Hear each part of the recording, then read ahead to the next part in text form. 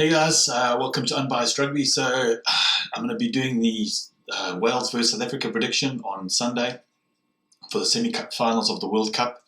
I'm just going to go through the two teams and then I'm going to give my predictions and players that just to look out for and things like that. So what I'm going to do is I'm going to go through the Wales side first. We've got Wyn Jones, Ken Owens and Thomas Francis in the front row, Jake Ball and Alan Wyn Jones, the locks. Aaron Wainwright, Justin Tipperick and Ross Moriarty as the back three, Gareth Davies and Dan Biggar as the halfback pairing, Josh Adams, George North and Lee Halfpenny as the back three, the wings and the fullback, and then Hadley Parkes and Jonathan Davies as the centres. Obviously, there's no Williams at 15, so obviously Halfpenny comes into the game for this game. I'm really glad that Jonathan Davies is full fitness and Hadley Parkes is playing. I think they really needed those strong centres to be playing. It looks like a pretty settled side. The only big change is obviously Ross Moriarty at 8. But yeah, I'm looking at a very, very good side that is going to be playing on the weekend. What I'm going to do now is I'm going to go through the South African side. I've got Tenda Mataiarira at number 1, Bongi Mbonambi and Frans Malherbe as the front row, Eben Etzebeth and Loet Diaga as the locks, Sia Khaleesi, Peter Steph Toy and Dwayne Vermeulen as the back three, or the flanks number 8, Faf de Klerk and Andre Pollard as the halfback pairing, Makazole and Pimpi Sabunkosi and Willie Leroux as the wings and the fullback, and Damon Delende and Lukanya Arm. So a pretty settled side. Don't think the only change is obviously Cheslin Colby not playing with Sabunkosi coming in, but Sabunkosi is just also a quality player, but that's a pretty well balanced side. I'm just going to go through the substitutions quickly. Substitutions for Wales: Elliot D, Roos Carey, Dylan Lewis, then Adam Beard, Aaron Singler, Thomas Williams, Bryce Patchell and Owen Watkin. So then I look at the South African bench. We've obviously got Malcolm Marx, Stephen Kitsoff, Vincent Koch, Argus Neyman and Franco Mostert, Francois Lowe, Halshir Jantjies and Frans Steyn. So South Africa's going with their 6-2 split, so they're really picking on the forwards. They're really going for a forward-dominated style of play. And but yeah, the more and more I've been thinking about this game, and the more I've been very interested. I've been watching a lot of pundit shows and everything like that. And the more and more I've become quite concerned about this game because it's just too close to call in my books. And if it's too close to call, then Wales have just got that knack of winning these kind of games when it's really close. Even when they're not playing that well, they just have a way of winning. So yeah, I'm very, very concerned. I do think the South African bench is a lot stronger than the Wales bench. But yeah, I don't know. I'm actually quite concerned that Wales actually might win this game. As a rugby supporter, yeah, that'd be great. It'd be the first time that they actually make it to a final. So yeah, that would be brilliant for them. But obviously, as a South African, that would be quite devastating that my team actually was kicked out. So yeah, I think it's going to come down to are Faf de Klerk and Andre Pollard actually going to play this game? Are they going to be on song? Willie Leroux has to be able to catch the balls because I honestly feel that the high balls are going to come from Dan Biggar big time to Makazole and Pepe Sabunkosi and Willie Leroux, and they're really going to have to manage that high ball and be able to catch them and actually compete for those balls because the last game they just were completely out of sorts, well, especially Willie Leroux. And but obviously with Williams out and Lee Halfpenny in, I'm not sure about Lee Halfpenny's he's a great kicker, but I'm just not sure about his form going into the World Cup.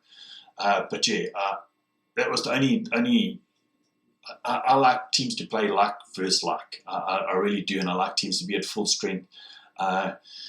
Looking at the game plan, I just think Wales they like the physical confrontation, and I think they're going to enjoy the physical confrontation from the South Africans.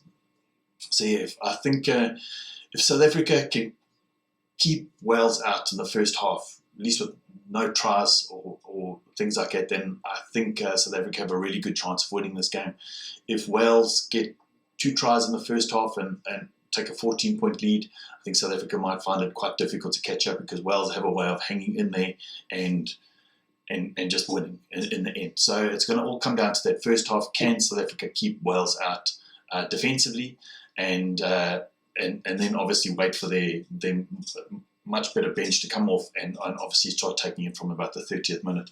So yeah, that's my things to look out for. Players that I enjoy watching, I really like Jonathan Davies. I think he's an exceptional player. But I like Ross Moriarty. I think he's just something about him that I really like, the way that he plays. He just has that real gut, what's it called, that mongrel in him. Ken Owens has that same mongrel thing. Alan Jones is exceptional captain. I think he's very, very good with the coach, with the ref. So yeah, I'm expecting a super physical game, very similar to South Africa is going to play a very similar game plan to Japan. You know, both teams don't play the most exciting rugby in the world, but who cares? You know what I mean? You know, if you're Welsh and you're South African, then who cares how they play? You know, as long as they win at the end of the day.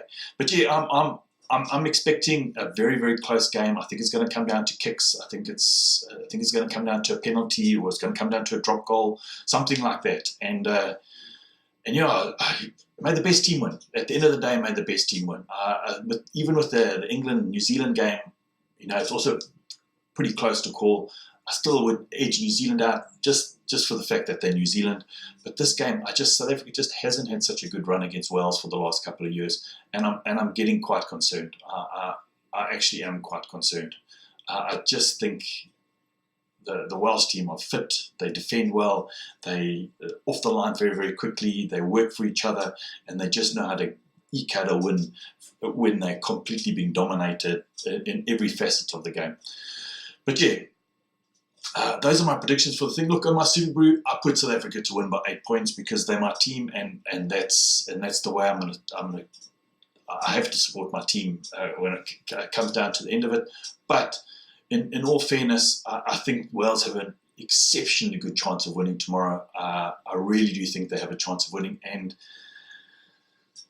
if they play the way that they have been playing, where they just hang in there to the end, I see them actually might actually win this game tomorrow. But yeah, that's how I see it. It's all going to come down to that first half. But yeah, guys, please put your predictions down below. What you think the game, how it's going to turn out, and where you think top players are, things like that. For me, Ross Moriarty, Jonathan Davies are exceptional. I think on the South African side, I'm going to see us try. I want to see Sabu Nkosi and our outside side Lukonya arm. I'd like to see them all scoring tries and really being quite dominant. I think if South Africa can have the forward dominance and have the outside backs scoring tries, I think we should make it to the final. But yeah, just looking forward to a really, really, really, really tight, exciting who's going to win it on the day, and may the best team win. That's all I have to say. Listen, guys, I hope you have an absolutely wonderful weekend. Chat soon. Cheers. Bye.